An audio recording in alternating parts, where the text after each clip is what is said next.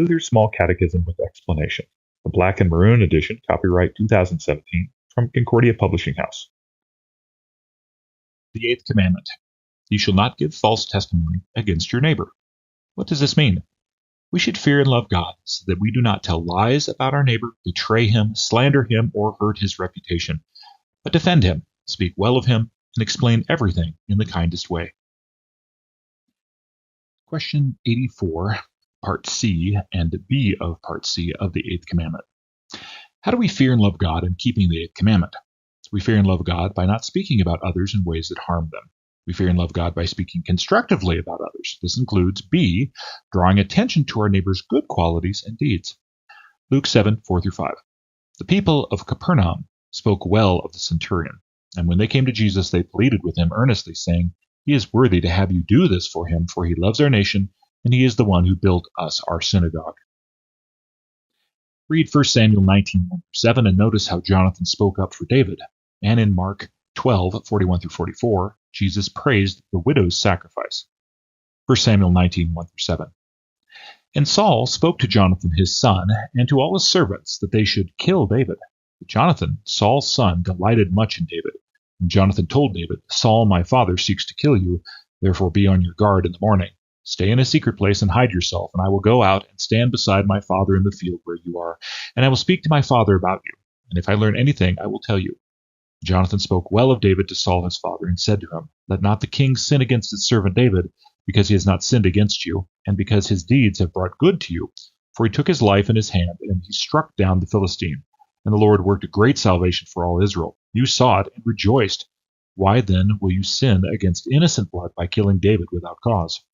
And Saul listened to the voice of Jonathan. Saul swore, As the Lord lives, he shall not be put to death. And Jonathan called David, and Jonathan reported to him all these things. And Jonathan brought David to Saul, and he was in his presence as before. Mark 12:41-44. And he sat down opposite the treasury and watched the people putting money into the offering box. Many rich people put in large sums, and a poor widow came, put in 2 small copper coins, which make a penny. And he called his disciples to him and said to them, Truly I say to you, this poor widow has put in more than all those who are contributing to the offering box. For they all contributed out of their abundance, but she out of her poverty has put in everything she had, all she had to live on. What does this mean? Speaking kindly about your neighbor and accentuating things that are good and minimizing the things that are bad when you have conversations about your neighbor to others. This is a hard thing, I think, especially maybe in American Christianity, maybe as Lutherans, maybe just as Christians in general with this, is that we're so good at sniping at people behind their back. And I've seen this before of where you have the person who comes in and they have no connection with something and they use their words and use their influence with their words to really destroy situations by rude behavior or sinful behavior according to this commandment.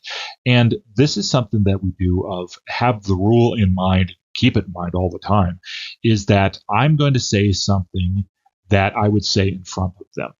And I'm not going to hide or obscure it. If it is something bad or something we need to fix, I'm going to speak it in the kindest way and in one of, I want this to be helped. If it's something good, I want to accentuate it. I want to say, wow, this is great. They did a great job with this, or look at what they did, and minimize the difficulties and maximize the good things that they have. This is so hard, and especially I think for leaders, especially I think for workers with people, and I see it especially church work. Well, that's where I work. So I see this sin broken a lot, or this commandment, if you would, in the sin issue.